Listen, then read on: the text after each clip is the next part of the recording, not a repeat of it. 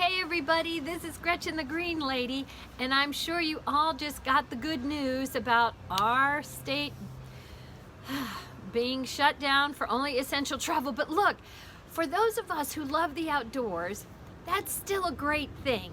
And I wanted to encourage you, go ahead, get you some seeds, find some seedlings, things that you can have sort of a victory garden, which I shared. I posted about 5 great children's videos. I now have a 6th one about using vocabulary. We're going to start with kindergarten and I'm going to go up to probably 3rd grade. So that's another great thing that kids can do. I might even work in a little math, but get out there.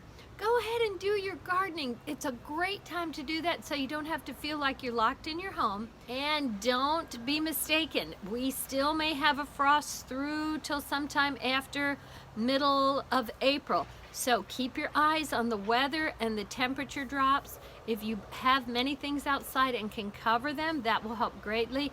If you don't have things that will freeze in your ground yet, there are some crops you have to wait on, like your tomatoes and so on, unless you can cover them. So just be aware of the fact that plants that have been inside have to be graduated into the sunshine.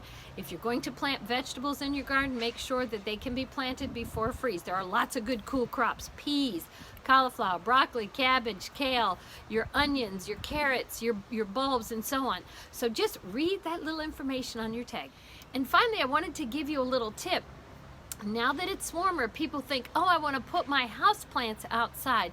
Well, before you do that, you need to graduate them into full sun, because otherwise their leaves will sunburn. There are some plants that do love full sun, but not all house plants. Remember, they've been in filtered light through a window, so you have to graduate them into the sunshine. I'm about to bring my big, huge palm tree outside, but I have to put up what I have shade cloths, so I have to put those up so that my beautiful palm won't burn. This has been Gretchen the Green Lady.